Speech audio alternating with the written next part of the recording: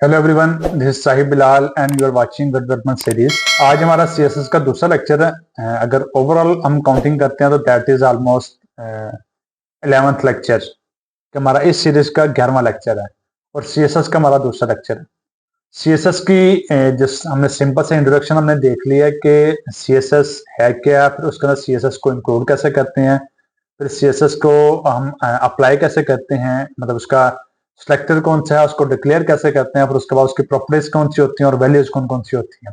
अब इसको हम थोड़ा सा मजीद एक्सप्लोर करते हैं कि अब इसके अंदर अगर एज लाइक जिस तरह हम HTML के अंदर कमेंट्स कर सकते थे तो सीएसएस के अंदर कमेंट्स कैसे कर सकते हैं।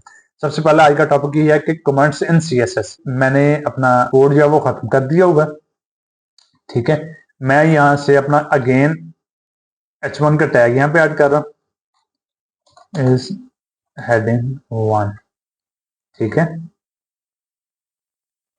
नाउ H1 को हम अगेन कॉल करते हैं यहाँ पे। अब मैं यहाँ पे कलर सिंपल ऐड करता हूँ, colour is equal to red,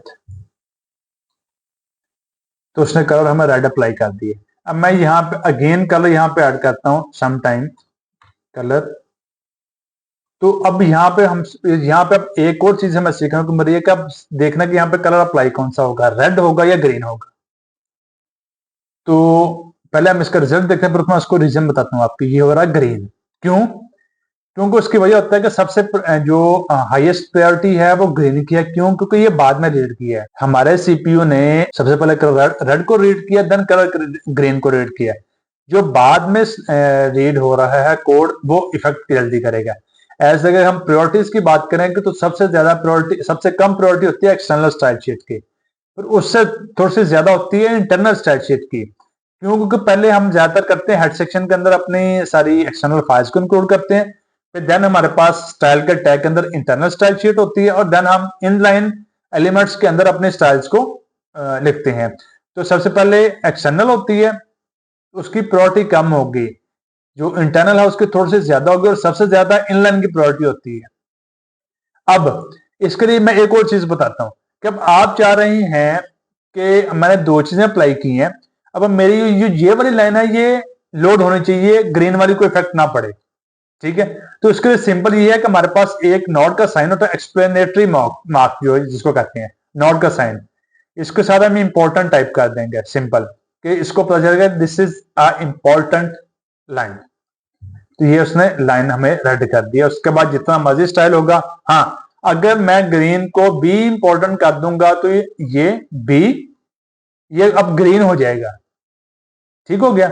अब मुझे अब जरूरत पड़ रही है कि मैंने ना इस एक चीज को कमेंट करना चाहिए वाला। ये आपकी दोनों लाइन डिफरेंट हो सकती है, कोई भी हो सकती है।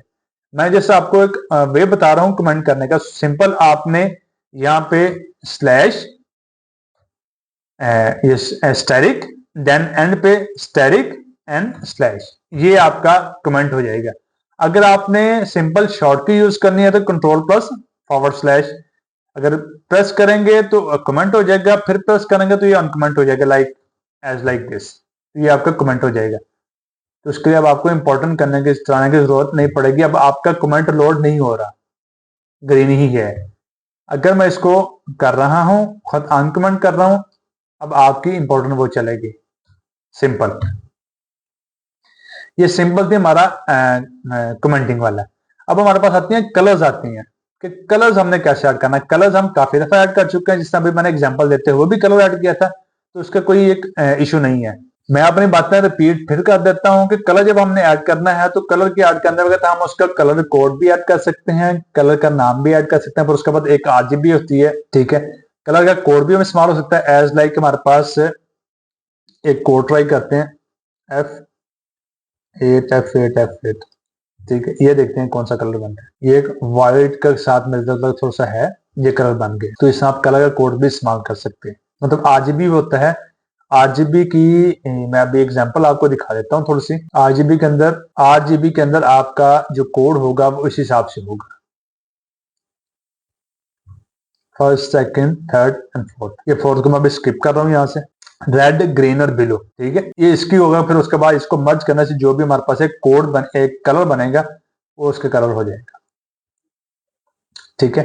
अभी हम कलर्स को अब कलर भी आपको ऐड करना है। अब नेक्स्ट है जी बैकग्राउंड कलर्स और बैकग्राउंड इमेजेस, ये हमने लगाई हुई हैं, लेकिन मैं फिर आपको एक दफा इसको दोबारा लगा के दिखाता हूँ, उसके बाद इसकी मजीद प्रॉपर्टीज भी बताता हूँ। इसके साथ ये है कि सिंपल मैं यहाँ पे एक डिव लेता हूँ, डिव एलिमेंट। अब इसको मैं इसके टैग के एलिमेंट के नाम के साथ कॉल करता हूं। अब सबसे पहले मैं इसको एक देता हूं बैकग्राउंड कलर। अब आप देखेंगे कि इसकी हमें आउटपुट फ्रंट एंड पे नजर नहीं आ रही, क्यों कि हमने इसके अंदर कोई कंटेंट भी ऐड नहीं किया है। तो अब हम इसके अंदर सबसे पहले कंटेंट ऐड कर देते हैं। P1। अब ये देखेंगे ये इसका ये विड्थ उसने कंप्लीट लिया है, क्यों क्योंकि डिव के एलिमेंट की विड्थ भी पूरी होती है, उसके बाद जो पैराग्राफ है उसकी भी विड्थ कंप्लीट होता है, वो एक लाइन में एक ही पैराग्राफ आता है, तो इस वजह से इसने विड्थ कंप्लीट ही ली हुई है। अब इसका जो बैकग्राउंड कलर है वो ग्रीन है। इसके अंदर ये है कि अब हम यहाँ पे देखते हैं कि यहाँ पे हम बैकग्राउंड में इमेज लगा सकते हैं कि नहीं लगा सकते हैं। तो सबसे पहले जाके आप अपनी इमेज चेक करते हैं कि इमेज हमारी इमेजेस के अंदर एग्जिस्ट भी कर रही है, कोई इमेज पड़ी भी हुई है कि नहीं पड़ी हुई है। मैं जी ये वाली लगाता हूँ, इसका मैं नाम कॉपी करता हूँ सिंपल, ठीक है। अब यहाँ पे मैं आता हूँ, अब बैकग्राउंड जो मैंने लगाना था पहले मैंने बैकग्राउंड कलर बताया था, अब सिंपल मैं बैकग्राउंड इमेज है, देन हमने यूआरएल का एक पैरामीटर पास किया था, then small bracket quotation marks के अंदर मैंने उसका नाम लिख दिया है, लेकिन नहीं, अब हमने फाइल पाथ प्रॉपर ऐड करना है। फाइल पाथ का मतलब ये है कि हम हैं इस वक्त हैं इस फोल्डर के अंदर हैं, तो इस फोल्डर से सबसे पहले एक हमने स्टेप बैक आना है इस डायरेक्टरी तक, ताकि हम इस जो डायरेक्टरी है इमेजेस का जो फोल्डर है उसको एक्सेस कर सकें। तो उसके लिए सिंपल ये है कि // देन आगे इमेजेस, देन आगे फाइल का नाम। तो अब देखते हैं कि हमारे पास रिजल्ट आ रहा है कि नहीं आया है। ये उसने हमें इमेज दे दी है। अब ये है कि आपने यहाँ पे चेक किया होगा कि यहाँ पे हमारे पास 2 इमेजेस आ रही हैं। अब आपने इसको कंट्रोल किस हिसाब से करना है, तो सबसे पहले ये है कि हमारे पास हमने बैकग्राउंड का साइज इसको चेक करना है कि इस जो इमेज का साइज है वो साइज कितना होना चाहिए। तो हम यहाँ पे इसको एक प्रॉपर्टी ऐड करते हैं बैकग्राउंड साइज। साइज के अंदर फिर हम बताते हैं कि जी हमारा इसका साइज है जो वो कवर होना चाहिए। कवर का मतलब ये है कि विड्थ के अंदर कवर होना चाहिए, पूरी की पूरी इमेज शो होनी चाहिए। ये उसने पूरी की पूरी इमेज शो कर दिया, अब उसकी हाइट प्रॉपर नहीं आ रही, क्यों क्योंकि हमारे पास जो एलिमेंट है जिसकी हमने बैकग्राउंड लगाई हुई है उसकी हाइट कम है लेकिन इमेज की हाइट ज्यादा है। तो अगर हमने उसके हिसाब से पूरी करनी है तो उसके लिए हमारे पास एक प्रॉपर्टीज की वैल्यू यूज होती है कंटेन की। जब ये कंटेन के अंदर एक कंप्लीट आ गई, देन दूसरी आ गई, देन हमारे पास तीसरी आ गई है, ठीक है। अब मैं इसकी हाइट को मजीद बड़ा करता हूं, हमारे एलिमेंट्स जो पैराग्राफ्स हैं वो ज्यादा ऐड कर दिए, ठीक है। तो ये है, अब ये आपकी इसका साइज बड़ा होगा कि इमेज पूरी होगी है, देन हमारे पास आगे वो इमेज आ गई है, दूसरी आ रही है। अब इसके लिए है कि हमने इसको कंट्रोल करने के हमारे पास एक होती है बैकग्राउंड रिपीट की प्रॉपर्टी, बैकग्राउंड रिपीट की, कि आप चाह रहे हैं कि सिर्फ एक ही इमेज है वो रिपीट ना हो, तो आपने यहां पे वैल्यू पास कर देनी है नो रिपीट की, तो कोई भी इमेज रिपीट नहीं होगी, ठीक है। अब ये है कि अब आप देखेंगे ये जो स्पेसिंग हमने कलर दिया था, कलर भी आ रहा है, कलर को मैं रिमूव कर रहा हूं, ये अब यहां से वर्ड स्पेस आ रही है, ठीक है। तो वर्ड स्पेस हम कैसे कवर कर सकते हैं, तो उसको सिंपल हम कंटेन के बजाय इसको कर देते हैं जी बैकग्राउंड साइज है कवर, ताकि जितने हमारे पास एलिमेंट हो उसके हिसाब से हमारा ये शो होना चाहिए। अब उसने पूरे एलिमेंट को कवर कर लिया, ठीक है। ये राइट साइड पे इसकी इमेज की ही आ रही थी, हमारे एलिमेंट का कंटेंट आ रहा है, ये बैकग्राउंड में लगी हुई है तो इस वजह से इमेज नहीं चाहिए कर रहा, और ये वाला राइट साइड के ऊपर भी इमेज का ही हिस्सा होगा, ठीक है। Background size, background repeat. हाँ, अगर आप चाह रहे हैं कि आपने यहाँ पे कंटेन किया हुआ है और कंटेन के अंदर आपने राइट साइड पर उसको कहना कि ये इमेज है कि इसको आपने राइट साइड पर रिमूव कर देना, वो इसलिए हम यूज करते हैं कि समटाइम ना आपके पास जो इमेज का साइज होता है वो जस्ट 1px का होता है, उसकी हाइट ज्यादा होती है, ठीक है, या 1/1 px का ही साइज होता है, तो उसको आप एक्स एक्सिस के अंदर और वाई एक्सिस दोनों के अंदर रिपीट करवाते हैं ताकि बैकग्राउंड कलर लेने के लिए। समटाइम आपको हमें ऐसा भी करना पड़ सकता है। तो इसके लिए ये है कि आपने नो रिपीट के बजाय यहां पे कर देना जी रिपीट एक्स। अगर आपने एक्स हॉरिजेंटली रिपीट करवानी है तो रिपीट एक्स, वो राइट साइड के ऊपर हॉरिजेंटली रिपीट होती रहेंगी। अगर आपने वर्टिकली रिपीट करवाना तो यहाँ पे वाई ऐड कर देंगे तो वर्टिकली रिपीट होगी, हॉरिजेंटली रिपीट नहीं होगी। अब हमारे पास आज का जो नेक्स्ट टॉपिक है वो है जी बैकग्राउंड कलर भी लगा लिया और इमेजेस भी लगा लिया। अब हमारे पास है जी बॉर्डर्स। अब हमने बॉर्डर्स कैसे ऐड करना है, तो मैं ये दिस इज हेडिंग 1। अब हम यहाँ पे हेडिंग 1 का बॉर्डर ऐड करते हैं और उसको बताते हैं कि जी बॉर्डर, अब मैं आपको बताता हूँ कि इसका बॉर्डर ऐड कैसे होगा। तो उसके लिए ये है कि सिंपल, जिस तरह आपने कलर के लिए कलर की प्रॉपर्टी थी, इस तरह बॉर्डर के लिए बॉर्डर की प्रॉपर्टी है, BORDER, सिंपल। सब इसका 3 वैल्यूज हमने पास करनी है। सबसे पहले उसकी विड्थ, उसके बाद उसकी टाइप कौन सी, उसके बाद उसका कलर। ठीक है, बॉर्डर के अंदर आ गया जी 2px, देन आ गया हमारे पास सॉलिड, सॉलिड आ गया इसकी टाइप। अब इसकी मैं टाइप, इसका टाइप के अंदर ये है कि सबसे, चलो मैं पहले आपको इसका आउटपुट दिखा रहा हूं, देन मैं आपको बताता हूं। देन आ गया जी हमारे पास रेड, ये देखें जी इसका कंप्लीट का बॉर्डर आ गया। अब हमारे पास, अब हम अब इसके देखते हैं कि सॉलिड के अलावा और कौन कौन सी टाइप है जिस टाइप का हमें बॉर्डर लगाना पड़ सकता है। एक तो सॉलिड है, जिसका मतलब यह है कि एक कंप्लीट लाइन में आपको शो कर रहा है। दूसरी इसकी प्रॉपर्टी है डैश्ड की, डैश्ड। अब इसका देखते हैं तो डैश के अंदर यह है कि एक डैश्ड फॉर्मेट के अंदर हमारे पास शो होगी है। ठीक है, इसके बाद हमारे पास एक आती है जी डॉटेड की। डॉटेड के अंदर ये डैश फॉर्मेट है, वो डॉटेड फॉर्मेट के अंदर होगा, तो उसका मतलब अगर देखेंगे विड्थ भी कम होगी उसके साथ, तो ये डॉटेड है। और भी इसकी प्रॉपर्टीज हैं वो हम आहिस्ता आहिस्ता आगे पढ़ लेंगे। No worries. अब यहाँ पे आता है जी कि हमने सिर्फ जिस बॉटम वाली साइड पे बॉर्डर देना है, लेफ्ट साइड पे देना है, राइट साइड पे देना है, ये टॉप पे देना है, तो उसका क्या तरीकाकार है।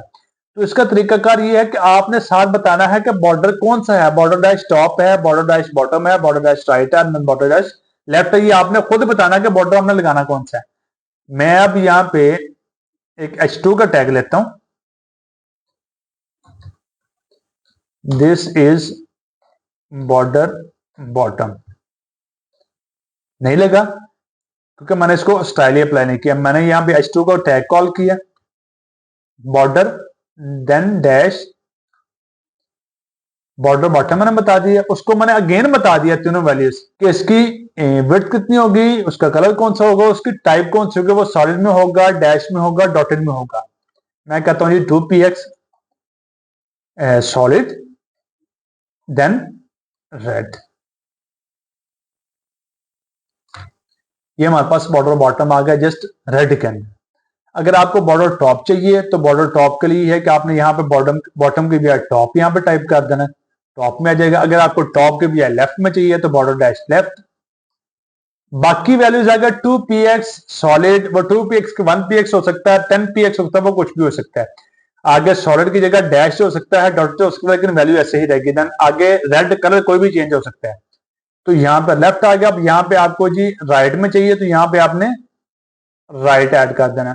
ये राइट साइड के ऊपर ये आपके पास बॉटम बॉर्डर राइट आ गया कि ये जी बॉर्डर राइट आपने लगा दिया। ठीक है, अब इसके ऊपर एक और हमारे पास अप्लाई होता है कि आप चाह रहे हो कि ये जो हमने, इसको मैं सॉलिड अगेन कन्वर्ट करता हूं, आप चाह रहे हो कि आप हमारे डिजाइन के हिसाब से ये है कि बॉर्डर थोड़ा सा कर्व फॉर्मेट के अंदर हो। तो कर्व फॉर्मेट बनाने के लिए हमारे पास एक और प्रॉपर्टी इस्तेमाल होती है बॉर्डर्स की, देन हम उसको यूज करते हैं बॉर्डर डैश रेडियस की। तो वो हम एक मिनिमम प्रॉपर्टी में ऐड करता हूं 10px की, और इसका हम रिजल्ट चेक करते हैं। ये देखें, ये कर्व हमारे पास चारों साइडों से इसकी कर्व हो गई है। ठीक है, आपने अब बॉर्डर के थ्रू बॉर्डर लगाना सीख लिया। उसके बाद हमारे पास बॉर्डर्स की लगाने से हमारे पास पता चला कि हम बॉर्डर को 4 डिफरेंट मेथड से लगा सकते हैं, टॉप, लेफ्ट, राइट और बॉटम, और एक ही प्रॉपर्टी से हम चारों के चारे बॉर्डर्स को अप्लाई कर सकते हैं। हमने बॉर्डर रेडियस लगा लिया। ठीक है, अब इसके अलावा आपको चाहिए जी, हमने जस्ट आपको एक प्रॉपर्टी ऐड करनी है। Instead of writing the complete line, आपने सिर्फ बॉर्डर का कलर चेंज करना है। तो बॉर्डर डैश कलर ग्रीन, तो आपने जस्ट उसका कलर ग्रीन कर लिया, दैट्स इट। कोई मुश्किल नहीं है इसके अंदर। फॉर एग्जांपल आपने क्लासेस अप्लाई की, एक क्लासेस के ऊपर आपने डिफरेंट स्टाइल्स अप्लाई किया होगा, लेकिन आपको उसमें से एक का बॉर्डर कलर चेंज करना है। तो instead of giving complete line के आपने उसकी विड्थ बतानी है, फिर आपने उसका टाइप बतानी है कि सॉलिड है, डैश्ड है, डॉटेड है, देन आपने उसको कलर बताना, तो आप सिंपल उसका बॉर्डर कलर बता सकते हैं। अगर इसी तरह आपने बॉर्डर विड्थ उसकी चेंज करनी है तो आप बॉर्डर विड्थ भी चेंज कर सकते हैं सिंपल। जैसे यहाँ 2px है, मैं यहाँ पे बताता हूँ बॉर्डर विड्थ, इसको मैं यहाँ पे 10px कर देता हूँ। तो 10px से क्या होगा, ये इसकी विड्थ चेक कीजिएगा। अब विड्थ चेक करें इसके कि बॉर्डर विड्थ इसके 10px साइज इसका इंक्रीज हो गया, कि हमारा स्टाइल डिफरेंट हो सकता है। हमारी जो प्रॉपर्टीज हैं वो उसके हिसाब से, हमारी रिक्वायर्ड डिजाइन के हिसाब से होंगे, जो भी हमें क्लाइंट ने, जो भी हमें बॉस ने कहा होगा, जो भी हमारे पास जो प्रोजेक्ट देने वाला है उसने कहा होगा, तो हमने उसके हिसाब से ही उसके डिजाइन को फॉलो करते हुए ही हमने अपना स्टाइल करना है। तो आज हमने comments, colours, border colours and then comments, colours, background colours and images and then borders to elements. बॉर्डर्स के साथ हमने फिर आगे उसकी बॉर्डर रेडियस भी पढ़ लिया है कि बॉर्डर हमने अगर कर्व करना हो तो कर्व किस हिसाब से करना है। इसी तरह होता है कि आप देख दो कि कंप्लीट सर्कल बना होता है, तो कंप्लीट सर्कल बनाने के लिए ये है कि आपने यहाँ पे उसको जो बॉर्डर रेडियस है उसको हमने 50% कर देना है। इसको फिर चेक करते हैं कि 50% के ऊपर ये क्या देते हैं। अब ये इस वजह से क्यों दे रहा है, क्योंकि हमारे पास एलिमेंट की विड्थ बहुत ज्यादा है, ठीक है, जिसकी वजह से इसकी विड्थ ज्यादा, उसकी हाइट कम है। हाँ, अगर हम इसकी हाइट अब ज्यादा करते हैं,